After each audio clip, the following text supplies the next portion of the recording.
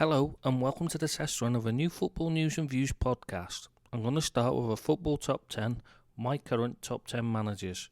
So without further ado, here is number 10.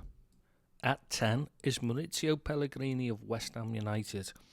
He showed in Spain he was an excellent manager, won the league with Man City's billions, well, who didn't, and now he is turning the Hammers into European hopefuls. West Ham have always been known for pretty football, but it has never brought them sustained success. Pellegrini is keeping the pretty passing football style and added defensive organisation. They are a team that works together as a unit to get results, which is why it was so important to get rid of Marko Arnautovic quickly so the rotten apple wouldn't infect the bunch. Probably Pellegrini's biggest success, though, is the improvement in recruitment. The tighter focus on just what they need for the team is paying dividends so far. I do feel like I should be doing a Tony Green impression on these numbers. At 9. But as you can hear, I can't actually do a Tony Green impression, so I won't bother. So if you could just in your head pretend I sound just like Tony Green when I say at 9 is Quique Setien, who doesn't actually have a club at the moment, surprisingly. This one might seem like an odd choice. After all, he was just recently sacked by Real Betis for failing to take them into the Champions League. But that does not tell the full story. For starters, Betis are not some huge club that should have expectations of qualifying. In fact, it was because they had Setien they believed they could qualify. He turned them into the most exciting team to watch in Europe at times, with a very attacking style that made them great to watch, and saw Betis extend Setien's contract because Barcelona were sniffing around him. Then the board developed delusions of grandeur and got rid of the reason they were competitive in the first place. A huge mistake, and someone will profit by getting themselves an excellent manager. So now on to 8, and at 8 is Wolverhampton Wanderers manager Nuno Espirito Santo. Nuno's worked wonders there at Wolves and will be in the top 5 he managed for more than one season in the Prem. Another good season is all he needs to rise up the ranks. What I particularly like about him is that he does not panic if results do not immediately go his way. He doesn't make huge sweeping changes, it is evolutionary. Nuno examines what went wrong and tactically tweaks it to make sure he fixes it. For instance, they swept all before them in the Championship with a 3-4-3, only for it to struggle slightly in the Premier League. Realising they were losing the midfield battle, he switched to a 3-5-2, bringing in a sitting midfielder, and Wolves gained more control over the midfield while maintaining a serious attacking threat.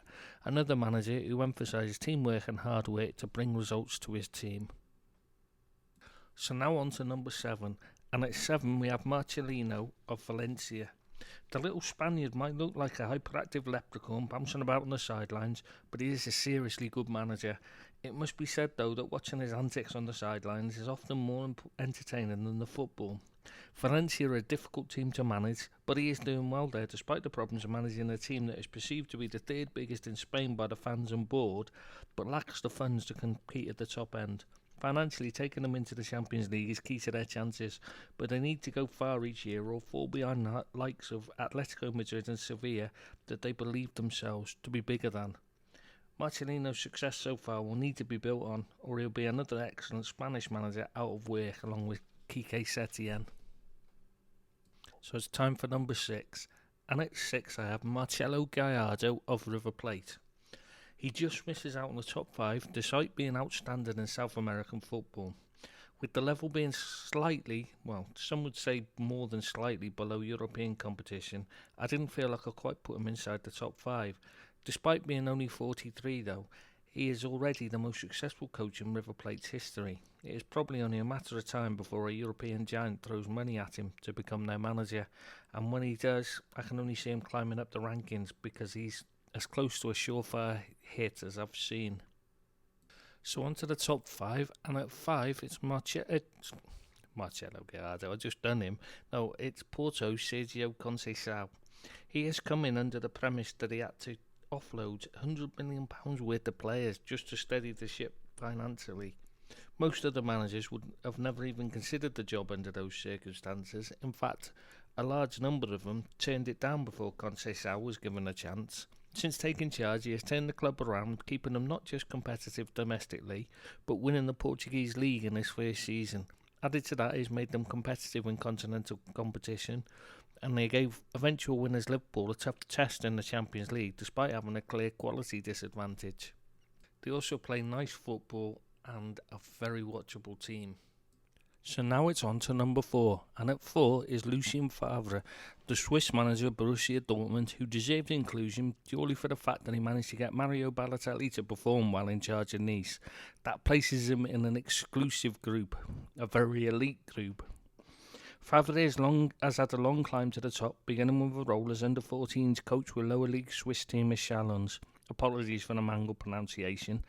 Notwithstanding a couple of excellent years with Nice, where he led them into the Champions League, he is best known for his work in German football, where it could be said he has revived 3 fallen giants in the shape of Hertha Berlin, Borussia Mönchengladbach and Borussia Dortmund.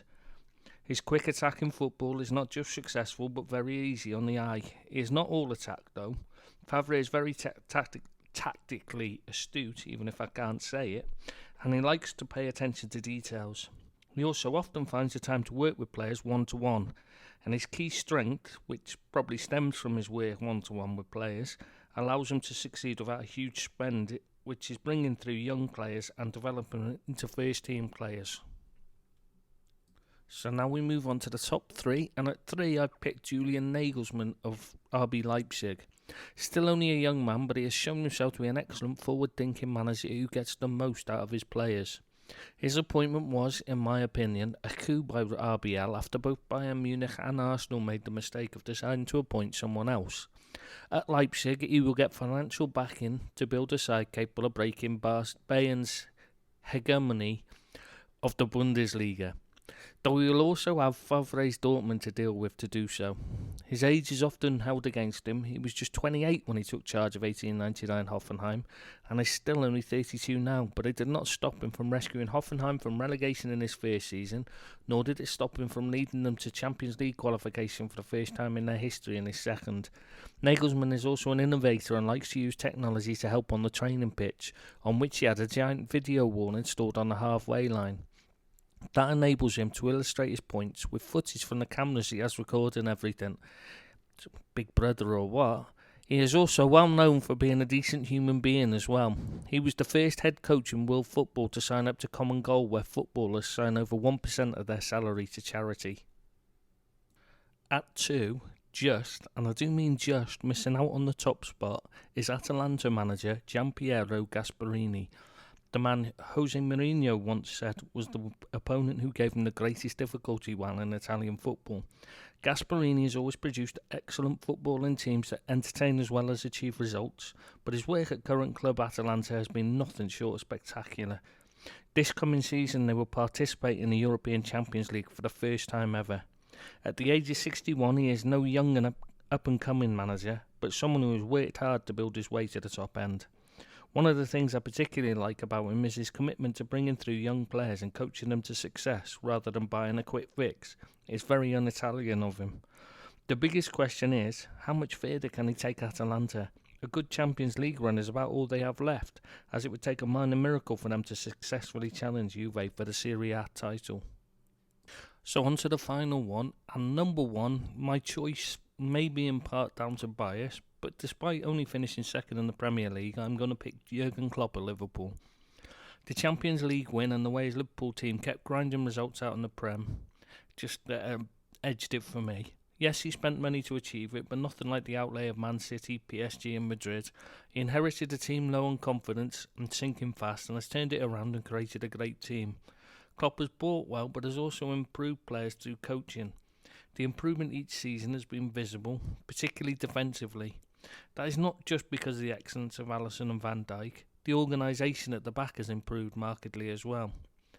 That was the difference and what gave the team the opportunity to put pressure on City last season. If only he would stop tapping players up. Okay, so now it's time to address the elephant in the room. I know most of you will be wondering, where the hell is Pep Guardiola? It is quite simple. For me, there are still too many question marks hanging over his head. He took over a Barca team with Ronaldinho and a young Messi coming through. The great Iniesta and Xavi midfield duo were at their peak. Yes, he had an initial impact, but the team began to deteriorate and he walked away. He had turned the best team in Europe into the best team in Spain. He then inherited the best team in Europe once more, spent heavily and turned them into the best team in Germany. Despite the spending, the team he left behind was simply not as good as the team he took over. Rather than stay and turn things around, he once more walked away, complaining that the players were no longer responding to his methods. He showed no ability to adapt, to grow, to improve, to improve his methodology so the players would respond once more. This season at City, he has the chance to show he can work long term with a group of players and adapt his methods to their needs. Though it will still leave that huge flashing question mark about his ability to achieve success without needing to outspend the opposition. Until the day he takes a job which doesn't come with a financial advantage over the opposition, when nothing is handed to him on a plate, we will not know if he truly is a great coach. So that's my top 10. To run it down again, it's Maurizio Pellegrini of West Ham United at 10. At 9, it's Quique Setien, who is out of a job at the moment. At 8, it's Nuno Espirito Santo of Wolverhampton Wanderers. At 7, it's Marcelino.